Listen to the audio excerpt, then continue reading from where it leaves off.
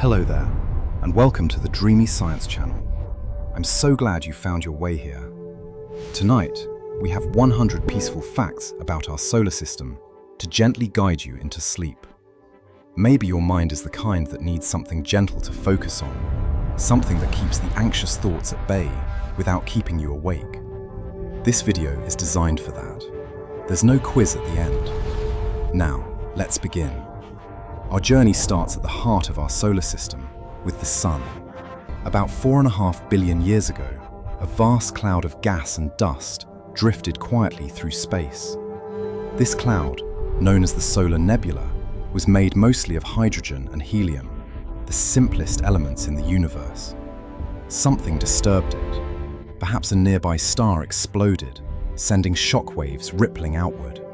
The cloud began to collapse, pulled inward by its own gravity, spinning faster as it shrank.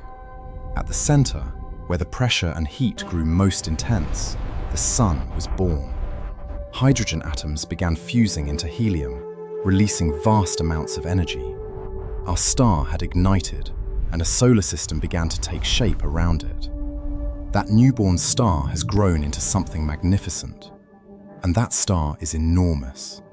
The Sun contains 99.86% of all the mass in our solar system. Everything else, all the planets, all the moons, asteroids, comets, and dust, makes up less than a fraction of a single percent. If you could somehow hollow out the Sun, you could fit about 1.3 million Earths inside it. Its diameter stretches 864,000 miles across, more than 100 times wider than our planet. It's a quiet giant at the center of everything, holding every world in its gravitational embrace, each one dwarfed by comparison. But size alone doesn't explain the Sun's power. Deep within its core, something remarkable happens. Deep within its core, where temperatures reach 15 million degrees Celsius, hydrogen atoms are pressed together with such force that they fuse into helium. This process, called nuclear fusion, releases enormous amounts of energy. Every second, the Sun converts about 600 million tons of hydrogen into helium. That fusion creates light and heat, the energy that powers nearly everything we know. But that energy doesn't escape immediately. A single photon, a particle of light born in the Sun's core, can take over 100,000 years to reach the surface, wandering through layers of dense plasma, bouncing and scattering in all directions. Then, once it finally breaks free, it crosses the distance to Earth in just 8 minutes. 100,000 years of wandering, followed by 8 minutes of silence, and then warmth on your skin. This constant fusion has been burning for over 4.5 billion years, and the surface shows signs of that ancient fire. The surface of the Sun, called the photosphere, is never truly still. Dark patches appear and disappear, regions where powerful magnetic fields have cooled the surface by a few thousand degrees. These are sunspots, some larger than Earth itself, temporary marks that dance across the Sun's face over days and weeks. Sometimes, storms erupt from the surface. Solar flares, sudden explosions of energy, can release as much power as billions of atomic bombs in just a few minutes. They send radiation streaming out in all directions, and occasionally, the Sun throws entire clouds of plasma into space, coronal mass ejections that carry billions of tons of charged particles across millions of miles. When they reach Earth, they create shimmering curtains of light near the poles, auroras that ripple through the night sky. All of this activity follows a rhythm, a cycle that spans years. The Sun has a magnetic field, invisible lines of force that thread through its interior and loop out into space. This field isn't stable. It twists and stretches as the Sun rotates, building up tension. About every 11 years, the magnetic field flips. The the north magnetic pole becomes the south, and the south becomes the north, a quiet reversal that happens deep within the star. This cycle influences everything. When the magnetic field is most tangled and complex, sunspots appear more frequently, and solar flares become more common. When the field is simpler and calmer, the sun's surface quiets down. It's like the sun is breathing, in and out, over the course of decades. And with every breath, the sun sends something outward into the solar system. The sun doesn't just shine, it also breathes out a constant wind, a stream of charged particles, mostly protons and electrons, that flows outward in all directions at hundreds of miles per second. This is the solar wind. It's invisible, but it fills the space between worlds. The solar wind pushes against the magnetic fields of planets, shaping them, sometimes compressing them on the side facing the sun. Earth's magnetic field deflects most of these particles, guiding them around us like water flowing around a stone. The solar wind extends far beyond the planets, billions of miles into space, creating a vast bubble called the heliosphere. This bubble is the sun's realm, a protective boundary between our solar system and the cold, thin gas that drifts between the stars. So the sun gives us light, heat, and an invisible shield. Every atom in your body has been touched by this ancient star. There's no need to follow every detail. If your mind is wandering, that's perfectly fine. Every atom in your body was forged in the heart of a star like our sun. You are, quite literally, made of stardust remembering itself. Mercury is the closest planet to the sun, and it pays the price for that proximity. During the day, its surface bakes under intense sunlight, reaching temperatures of over 420 degrees Celsius, hot enough to melt lead. But at night, with no atmosphere to hold the heat, temperatures plunge to minus 170 degrees. It's a world of extremes, scorched by day, frozen by night. Mercury is small, barely larger than Earth's moon, and it has almost no atmosphere. What little exists is so thin that scientists call it an exosphere, a ghostly envelope of scattered atoms rather than a protective blanket of gas. These atoms, blasted from the surface by solar wind and micrometeorite impacts, include sodium, potassium, and oxygen. Despite being so close to the sun, Mercury takes 88 Earth days to complete one orbit, but its rotation is much slower. One full day on Mercury, from sunrise to sunrise, lasts 176 Earth days. It's a world where the years pass faster than the days, racing around the sun while turning slowly on its axis. From this scorched world, we move outward to a planet wrapped in clouds. Venus is often called Earth's twin because the two planets are similar in size and mass. But that's where the resemblance ends. Venus is a world of crushing heat and suffocating pressure, hidden beneath a thick veil of clouds. Its atmosphere is almost entirely carbon dioxide, so dense that the pressure at the surface is 90 times greater than Earth's, like being a mile beneath the ocean. And the temperature, thanks to a runaway greenhouse effect, reaches 465 degrees Celsius, hot enough to melt lead, zinc, and tin. Heat from the sun enters the atmosphere, but cannot escape, trapped by layers of carbon dioxide and thick clouds of sulfuric acid. Venus also spins differently. Most planets rotate in the same direction they orbit the sun, but Venus rotates backward, a motion called retrograde rotation. Scientists aren't certain why. Perhaps a massive collision early in its history knocked it off course, or perhaps tidal forces from the sun slowly reversed its spin over billions of years. And it rotates incredibly slowly.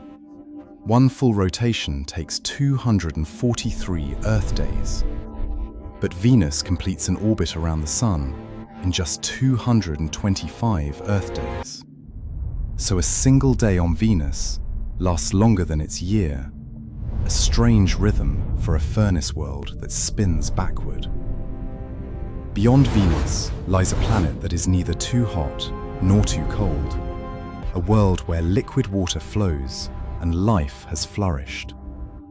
Earth sits in what astronomers call the habitable zone, or sometimes the Goldilocks zone. Not too close to the sun, where water would boil away, and not too far, where it would freeze solid.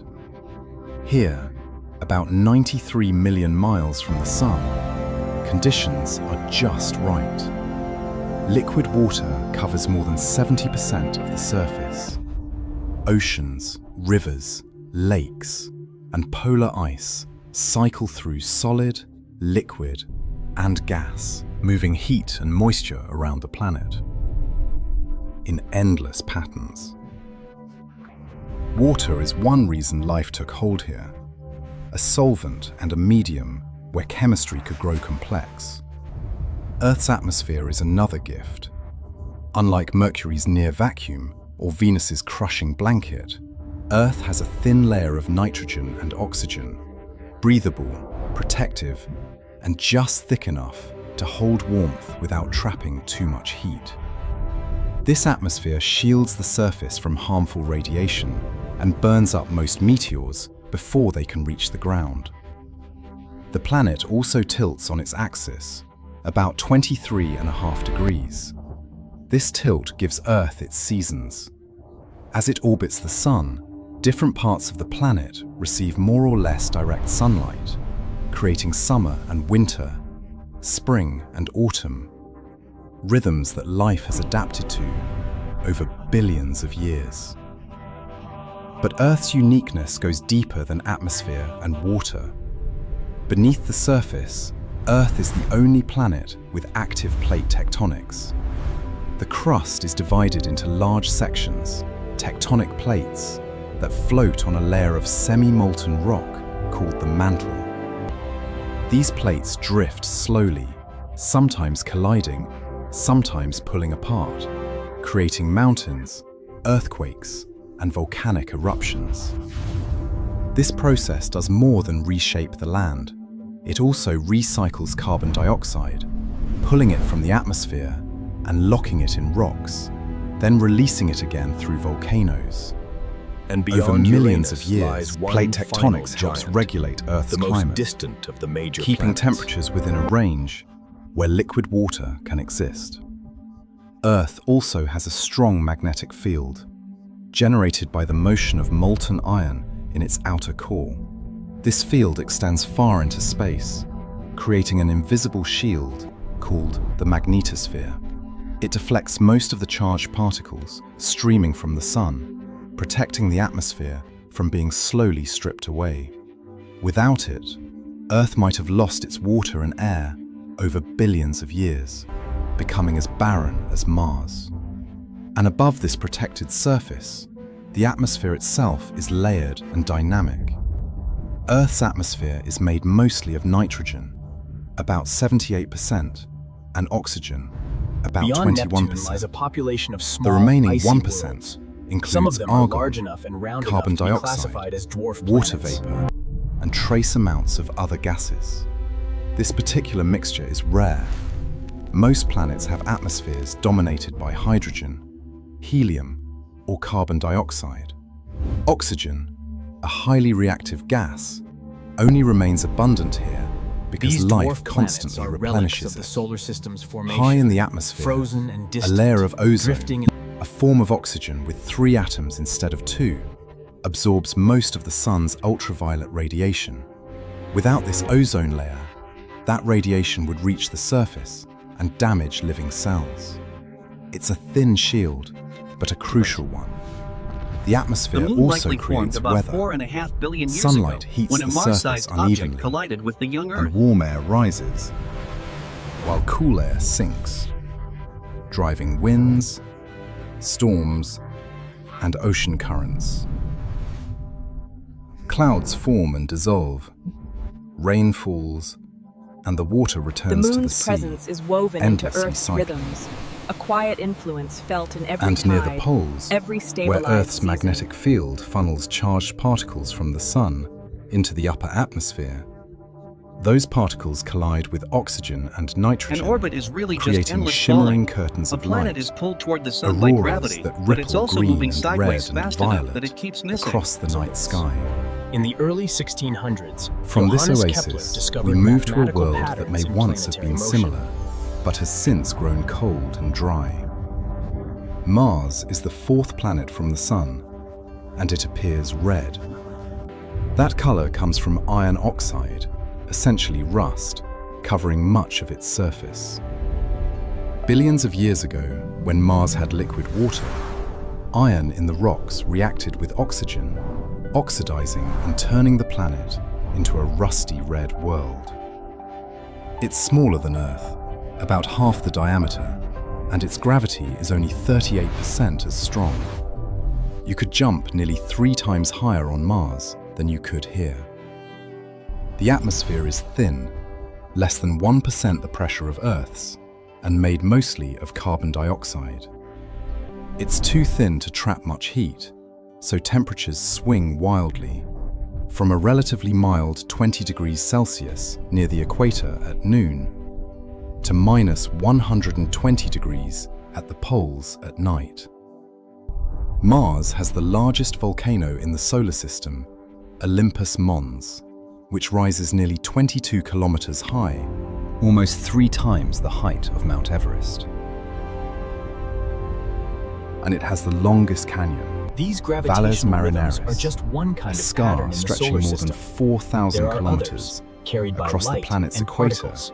so vast it could span the width of the United States. These features hint at a more active past, a time when Mars was a The very Kuiper different Belt is home world. to thousands, possibly millions, Billions of years icy ago, bodies. Mars likely ranging had a from thicker small- atmosphere and liquid water on its surface. Scientists have found evidence of ancient riverbeds, lake basins, and even what may have been a northern ocean. Water once flowed across this planet, carving channels and shaping the land. But the Kuiper But Belt Mars is small, not the edge. and over time, Far it lost beyond it most lies of its something atmosphere. even more distant. Without a strong magnetic field to protect it, the solar wind gradually stripped away the lighter gases. As the atmosphere thinned, the surface pressure dropped, and liquid water could no longer exist. It either evaporated into space or froze, some of it locked beneath the surface as underground ice. Today, Mars has polar ice caps made of water ice and frozen This carbon escaping dioxide. gas carries dust And beneath with the it, surface, creating a especially glowing near the cloud poles, around the Actually, there are comets large often have two deposits of tails. water ice, One is made of enough dust, that pushed future back human by the missions pressure of sunlight, might be able to curving extract slightly as it. the comet moves. The possibility of life on Mars, either in the ancient past or perhaps even now, hidden in pockets of liquid water beneath the ice, remains an open question. Mars once had the ingredients: water, energy from the sun, and organic molecules. Whether anything ever took hold is a mystery that rovers and landers are slowly beginning to explore. Beyond Mars, the solar system changes. A vast belt of rocky debris separates the inner planets from the giants beyond. Between the orbits of Mars and Jupiter lies the asteroid belt, a region filled with millions of rocky bodies left over from the solar system's formation. These are the impacts, pieces that both never came destructive together and to creative, form a planet, part of the ongoing scattered story of through the solar immense system's distances, formation and evolution. drifting in their own orbits around the Sun.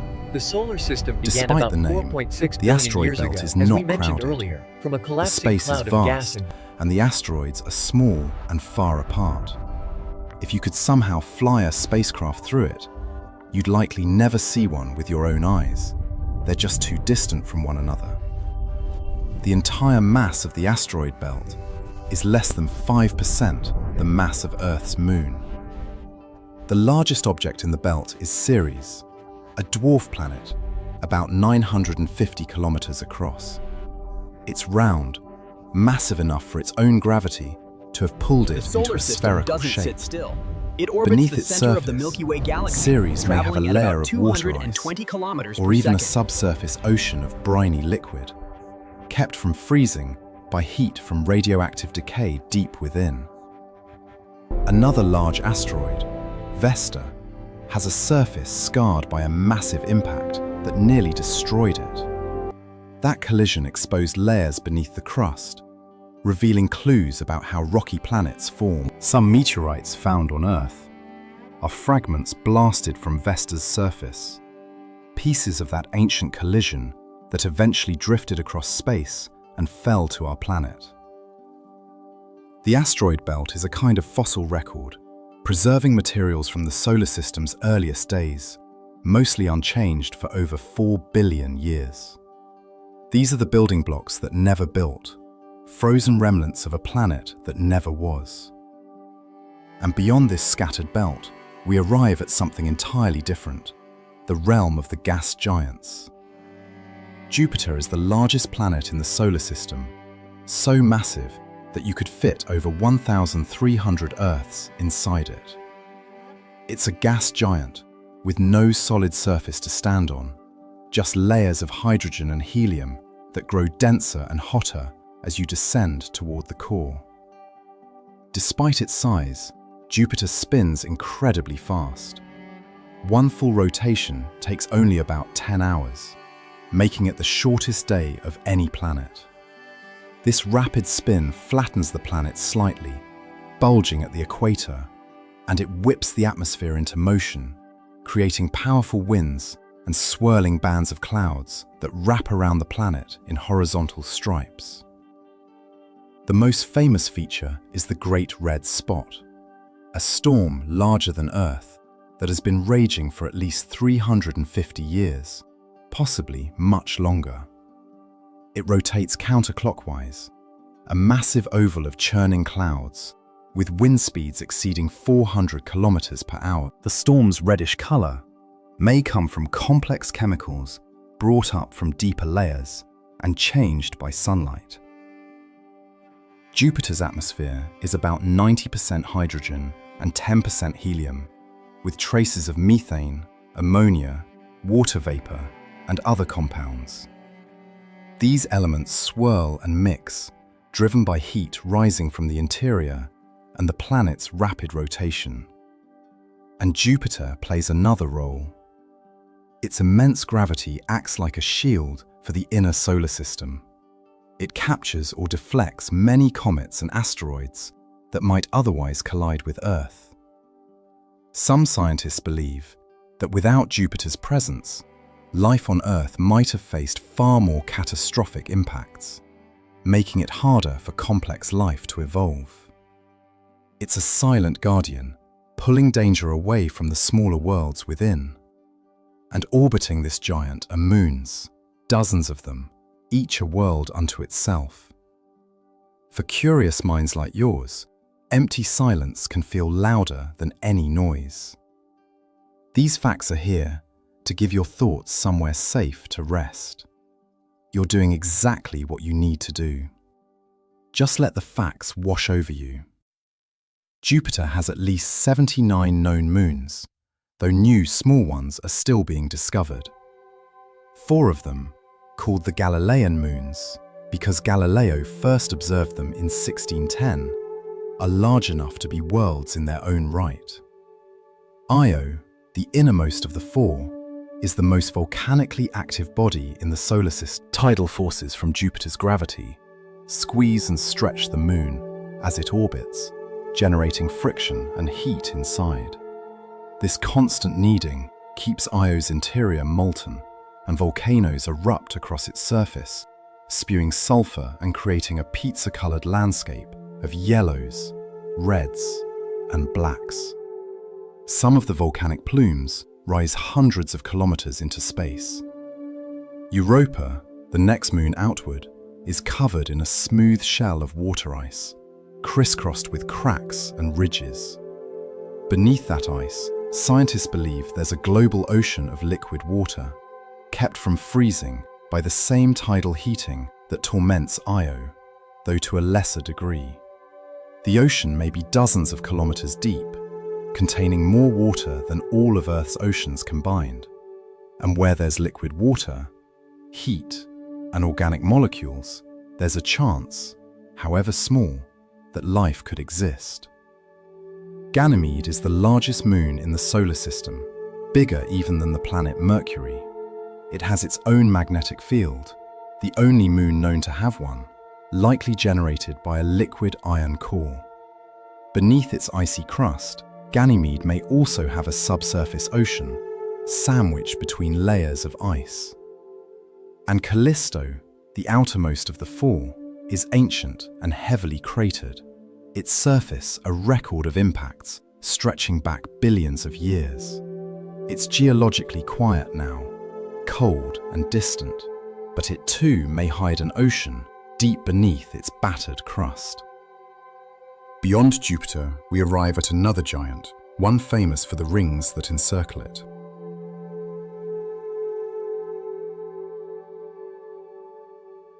Saturn is the sixth planet from the Sun, and the second largest, only slightly smaller than Jupiter. But what makes Saturn unmistakable is its ring system, the most spectacular in the solar system. The rings shine with a pale golden glow, visible even through a small telescope from Earth, a sight that has captivated observers for centuries. The rings are made mostly of water ice, mixed with rocky debris and dust. They're incredibly wide, stretching more than 280,000 kilometers from edge to edge. But they're also incredibly thin, in most places less than 100 meters thick. If you could look at them edge on, they'd nearly disappear, like a sheet of paper turned sideways. The rings are divided into sections. The largest gap, called the Cassini division, is a dark band about 4,700 kilometers wide, carved by the gravitational influence of one of Saturn's moons.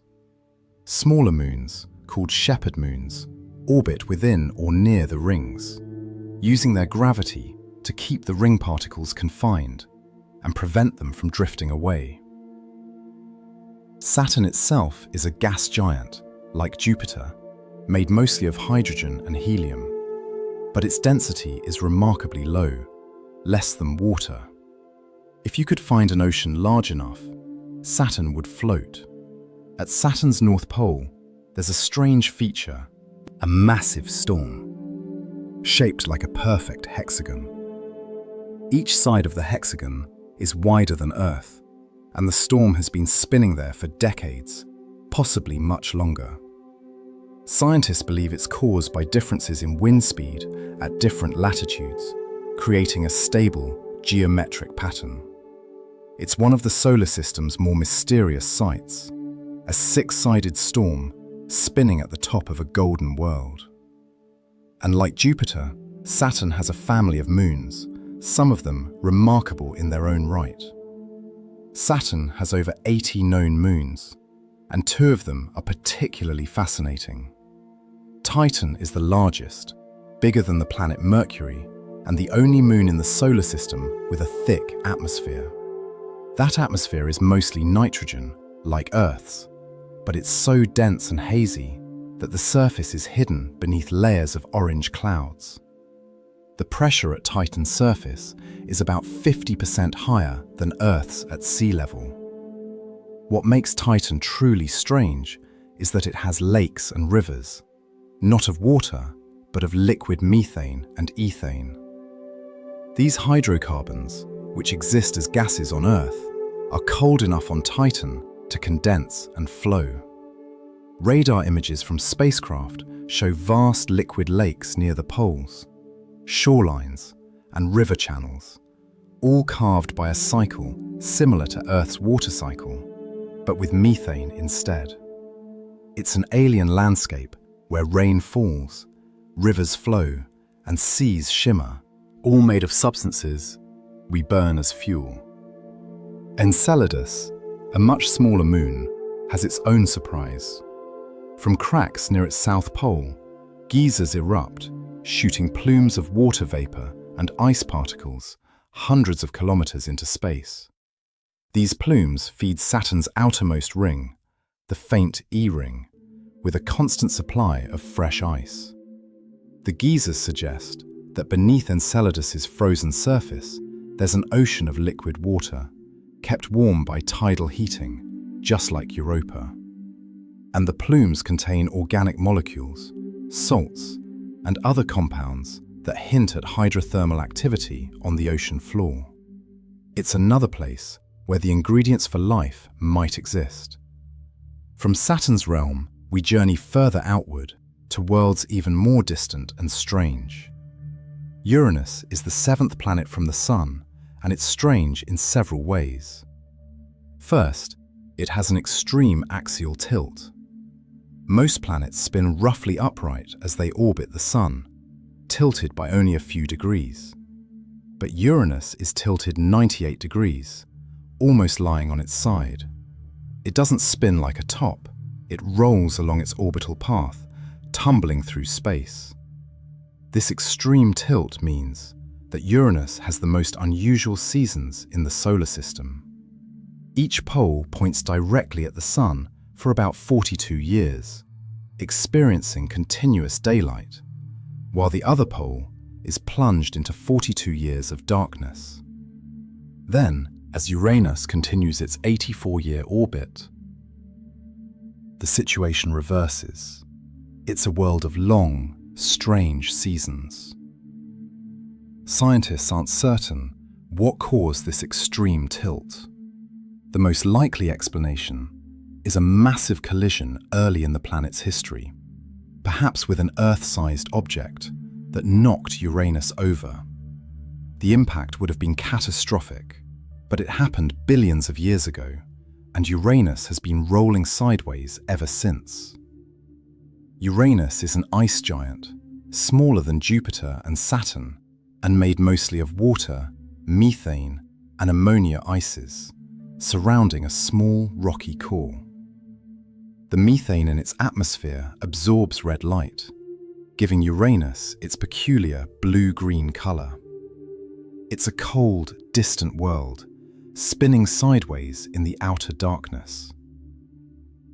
And beyond Uranus lies one final giant, the most distant of the major planets.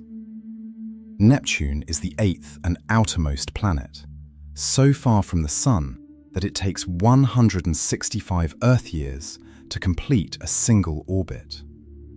It's almost identical in size to Uranus, another ice giant, but Neptune is more active, with faster winds and more dramatic storms.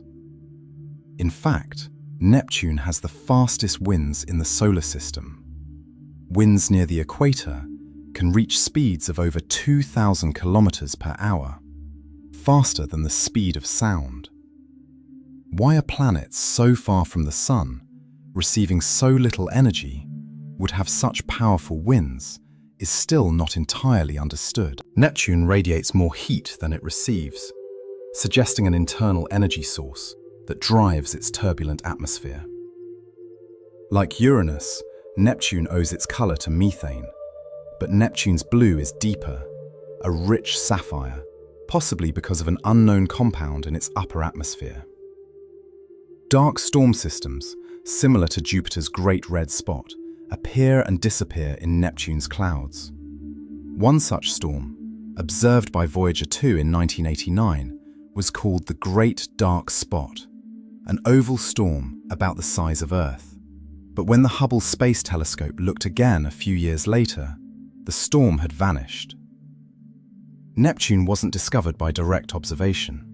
Instead, astronomers in the 1800s noticed irregularities in the orbit of Uranus, deviations that suggested the gravitational pull of another unseen planet.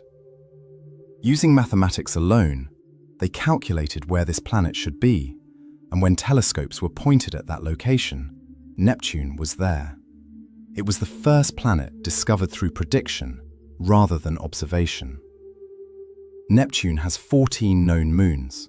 The largest, Triton, is unusual because it orbits Neptune backward in the opposite direction of the planet's rotation. This retrograde orbit suggests that Triton didn't form alongside Neptune, but was captured, possibly pulled from the Kuiper Belt, a region of icy bodies beyond Neptune's orbit. Triton is geologically active, with geysers of nitrogen gas erupting from its surface, a captured moon on a backwards journey around the outermost giant. Beyond Neptune, the solar system doesn't simply end.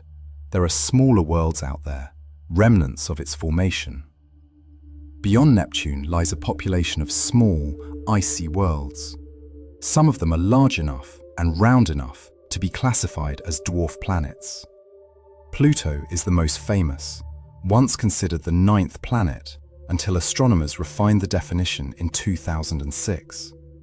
Now it's classified as a dwarf planet, one of several. Pluto is surprisingly complex. Despite being small and cold, it has a thin atmosphere that expands when it's closer to the Sun and freezes onto the surface when it's farther away. Its surface is marked by a large, bright, heart-shaped region called Tombor Regio, named after the astronomer who discovered Pluto. Beneath that icy surface, there may be a subsurface ocean, kept from freezing by the decay of radioactive elements deep within. Other dwarf planets include Eris, which is roughly the same size as Pluto and even more distant. There's Haumea, which is shaped like an egg and tumbles rapidly through space, completing a rotation every 4 hours.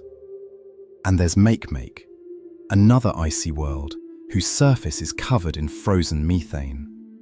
These dwarf planets are relics of the solar system's formation, frozen and distant, drifting in the cold beyond Neptune, never having gathered enough mass to dominate their orbits and become true planets. And closer to home, orbiting Earth is a companion that has shaped our world in profound ways. Earth's moon is unusually large compared to the planet it orbits. Most moons are tiny relative to their parent worlds, but the moon is about 1/4 the diameter of Earth. This makes it more of a companion than a mere satellite. The moon likely formed about 4.5 billion years ago, when a Mars-sized object collided with the young Earth. The impact threw debris into orbit, and that debris gradually came together, coalescing into the moon. It's a violent origin, but it left Earth with a steady companion that has influenced the planet ever since. The moon's gravity pulls on the oceans, creating tides. Twice a day, water rises and falls along coastlines, driven by the moon's pull. But the moon also pulls on Earth's crust, causing it to bulge slightly. And the moon stabilizes Earth's axial tilt, preventing it from wobbling too much, which helps keep the climate relatively stable over millions of years. The moon is also slowly drifting away from Earth, about 3.8 centimeters per year. Billions of years ago, it was much closer, and the tides were stronger. In the distant future, it will be farther still, an invisible tether slowly lengthening as the two bodies drift apart. The moon's presence is woven into Earth's rhythms, a quiet influence felt in every tide, every stabilized season. Orbits aren't circular. Most planets follow elliptical paths, slightly stretched circles, with the Sun at one focus. This means each planet has a point where it's closest to the Sun, called perihelion, and a point where it's farthest, called aphelion. An orbit is really just endless falling. A planet is pulled toward the Sun by gravity, but it's also moving sideways fast enough that it keeps missing. It falls around the sun, over and over, tracing the same elliptical path. In the early 1600s, Johannes Kepler discovered mathematical patterns in planetary motion. His laws describe how planets move, not in perfect circles, but in ellipses, and how they speed up when closer to the sun and slow down when farther away. A planet sweeps out equal areas in equal times, a kind of cosmic rhythm. Some orbits are locked together in what's called orbital resonance. For example, Jupiter's moons Io, Europa, and Ganymede have orbits that are synchronized. For every orbit Ganymede makes, Europa completes exactly 2, and Io completes exactly 4. This resonance is stable, held in place by gravitational tugs, a kind of cosmic choreography. Gravity doesn't just guide orbits, it shapes space itself. Gravity isn't just a force pulling objects together. According to Einstein's theory of general relativity, gravity is the warping of space-time itself. Massive objects like the sun bend the space around them, and other objects follow the curves, like marbles rolling in dimples on a stretched sheet. The sun creates a deep gravity well, a depression in space-time. The closer you are to the sun, the steeper the well becomes. Planets orbit along the slopes, held in place by this curvature. To escape the sun's gravity entirely, an object would need to reach escape velocity about 618 kilometers per second from the sun's surface, though that depends on the distance. There are also points in space where the gravitational pull of two large bodies, like the sun and Earth, balance out. These are called Lagrange points, and they're useful for placing satellites. At these spots, an object can remain relatively stable, drifting along with the two larger bodies without being pulled strongly toward either one. They're quiet balance points in the gravitational landscape. Gravity also affects time. Clocks tick slightly slower in stronger gravitational fields. On the surface of the sun, time would pass more slowly than it does here on Earth. It's a subtle effect, but measurable, a reminder that gravity doesn't just shape motion, it shapes the flow of time itself. These gravitational interactions extend outward, creating rhythms and patterns throughout the solar system. The moon doesn't just pull on Earth's oceans, it also pulls on the solid crust, creating bulges that move across the planet as Earth rotates beneath the moon. These are called Earth tides, and they're much smaller than ocean tides, only a few centimeters, but they're measurable. And Earth pulls back on the moon. Over time, this gravitational tug has slowed the moon's rotation until it became tidally locked, always showing the same face to Earth. One side of the moon is perpetually turned toward us, while the far side remains hidden from view. Many moons in the solar system are tidally locked to their planets in the same way. Tidal forces can also generate heat. When a moon is squeezed and stretched by the gravity of its parent planet and by the tugs of neighboring moons, the constant flexing creates friction inside, warming the interior. This is called tidal heating, and it's the reason Io, Jupiter's innermost large moon, is covered in active volcanoes. Jupiter's gravity is kneading it like dough, keeping the inside molten. Orbital resonances, like the one between Jupiter's moons, help maintain these tidal effects. The synchronized orbits ensure that the moons are tugged in predictable patterns, amplifying the tidal heating. It's a kind of gravitational conversation. Moons and planet locked in a quiet dance that has lasted billions of years. These gravitational rhythms are just one kind of pattern in the solar system. There are others carried by light and particles. Beyond Neptune, beyond the dwarf planets, lies a vast, donut-shaped region called the Kuiper Belt. It extends from about 30 astronomical units from the Sun, roughly Neptune's distance, out to about 50 astronomical units. 1 astronomical unit is the distance from Earth to the Sun, about 150 million kilometers. The Kuiper Belt is home to thousands, possibly millions, of icy bodies, ranging from small chunks to objects hundreds of kilometers across. These are frozen relics, leftover material from the solar system's formation that never coalesced into a planet. They're made mostly of frozen water, methane, and ammonia, mixed with rock and dust. Pluto orbits within the Kuiper Belt, as do the other dwarf planets like Haumea and Makemake. Some Kuiper Belt objects have irregular orbits, tilted at odd angles or stretched into long ellipses. They're a diverse population, each one a frozen snapshot of the early solar system.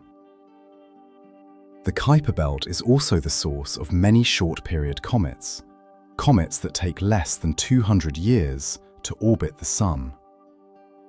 Sometimes, gravitational interactions nudge a Kuiper Belt object into a new orbit, sending it falling inward toward the Sun, where it begins to glow and shed material, becoming a comet. But the Kuiper Belt is not the edge. Far beyond it lies something even more distant, a spherical shell at the very limit of the Sun's influence. The Oort cloud is a hypothetical region, never directly observed, but astronomers believe it exists based on the behavior of long-period comets. It's thought to be a vast spherical shell surrounding the entire solar system, extending from about 2,000 astronomical units out to perhaps 100,000 astronomical units from the Sun. At its outer edge, that's nearly 2 light-years away, halfway to the nearest star. The Oort cloud would contain billions, possibly trillions, of icy objects, most of them no larger than mountains. They're so far from the Sun that they receive almost no light or heat. They drift in near total darkness, frozen solid, weakly bound to the Sun's gravity. Occasionally, something disturbs one of these distant objects. A passing star, or a gravitational tug from the galaxy itself, might nudge it just enough to send it falling inward on a long, slow journey toward the Sun. These become long-period comets, taking thousands or even millions of years to complete a single orbit. They appear suddenly from the depths of space, visitors from the outermost edge of the solar system's reach. Some of these distant travelers become bright enough to see from Earth, developing glowing tails as they near the Sun. Comets are sometimes called dirty snowballs, a mix of water ice, frozen gases, rock, and dust. When they're far from the Sun, they're cold, dark, and dormant. But as a comet falls inward and the Sun's heat grows stronger, the ice begins to sublimate, turning directly from solid to gas without becoming liquid first. This escaping gas carries dust with it, creating a glowing cloud around the nucleus called a coma. The coma can grow enormous, sometimes larger than Jupiter, though it's incredibly thin, barely denser than a vacuum. And behind the comet, stretching away from the Sun, a tail forms. Actually, comets often have 2 tails. One is made of dust, pushed back by the pressure of sunlight, curving slightly as the comet moves. The other is made of ionized gas, glowing blue, blown straight back by the solar wind. Both tails always point away from the Sun, no matter which direction the comet is traveling. One of the most famous comets is Halley's Comet, a short-period comet that returns to the inner solar system every 76 years. It's been recorded by civilizations throughout history, appearing in ancient texts, artwork, and even woven into legends. Its next close approach to Earth will be in 2061. Some of these comets and their debris never make it all the way back out. They fall to Earth. Most of the small debris drifting through the solar system, bits of rock and dust, eventually encounters a planet. When these fragments enter Earth's atmosphere at high speed, they heat up from friction, glowing brightly as they streak across the sky. These are meteors, often called shooting stars, though they have nothing to do with stars. Most meteors burn up completely before reaching the ground, leaving nothing but a brief flash of light. But some are large enough to survive the journey. When a meteor lands on Earth, it's called a meteorite. Meteorites are incredibly valuable to scientists. They're samples of the early solar system, mostly unchanged since they formed 4.5 billion years ago. By studying their composition, researchers can learn about the materials that built the planets, and even find clues about organic molecules that may have helped seed life on Earth. Some meteorites come from the asteroid belt, fragments knocked loose by collisions. A few have even been traced back to Mars or the Moon, blasted into space by ancient impacts and eventually captured by Earth's gravity. They're silent travelers, carrying stories from distant worlds. The largest impacts have shaped Earth's history. About 66 million years ago, a massive asteroid struck what is now Mexico, creating the Chicxulub crater. The impact released energy equivalent to billions of nuclear bombs, throwing dust and debris into the atmosphere, blocking sunlight, and triggering mass extinctions, including the dinosaurs. These impacts, both destructive and creative, are part of the ongoing story of the solar system's formation and evolution.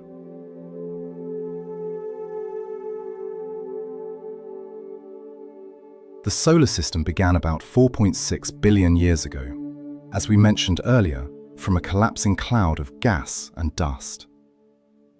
Gravity pulled the material inward, and as it fell, it began to spin, flattening into a disk. At the center, the sun ignited. In the disk around it, dust grains stuck together, growing into pebbles, then boulders, then planetesimals, and eventually planets. It was a violent process. Collisions were constant. Objects smashed into each other, sometimes merging, sometimes shattering. The inner planets formed slowly, built from rock and metal that could survive the sun's heat. The outer planets formed faster, massive enough to capture hydrogen and helium before the solar wind blew those lighter gases away. The solar system grew from chaos into the structured system we see today. But the sun won't last forever. In about 5 billion years, it will exhaust the hydrogen in its core. When that happens, it will begin fusing helium, and its outer layers will expand, swelling into a red giant. It will grow so large that it may engulf Mercury, Venus, and possibly Earth. Eventually, the sun will shed its outer layers, creating a glowing shell of gas called a planetary nebula. What remains at the center will be a white dwarf, a dense, Earth-sized core, no longer producing energy, just an ember, cooling slowly over trillions of years. Everything that has a beginning has an ending, even stars. But for now, the sun shines steadily, and this solar system drifts through space as part of something much larger. The solar system doesn't sit still. It orbits the center of the Milky Way galaxy, traveling at about 220 kilometers per second. One full orbit takes roughly 225 million years, sometimes called a galactic year. The last time the solar system was in this position, dinosaurs were beginning to dominate the Earth. The Milky Way itself contains over 200 billion stars, each one potentially surrounded by planets. Our Sun is just one star among countless others, drifting through one of the galaxy's spiral arms. The galaxy is about 100,000 light-years across, a disk of stars, gas, and dust, all slowly rotating. We are not fixed in space. We're part of a vast, slow spiral, riding the galaxy's arm like passengers on a cosmic carousel. And so, our quiet journey through the solar system comes to a gentle close. From the sun at the center to the icy wanderers at the edge, we've drifted together through 100 peaceful facts about our solar system. Planets spinning, moons orbiting, storms raging quietly, and light crossing vast distances in silence. You are made of atoms forged in stars. The moon pulls on the water in your cells. You are not separate from any of this. You are the cosmos, experiencing itself. A small, quiet part of an ancient and endless dance. Let these facts settle like stardust. Let your thoughts grow light. However far you've drifted from these words, you're exactly where you should be. There's nothing more you need to do tonight. Let sleep come when it's ready. Thank you for spending this time with me. I hope these facts brought you some calm. Good night.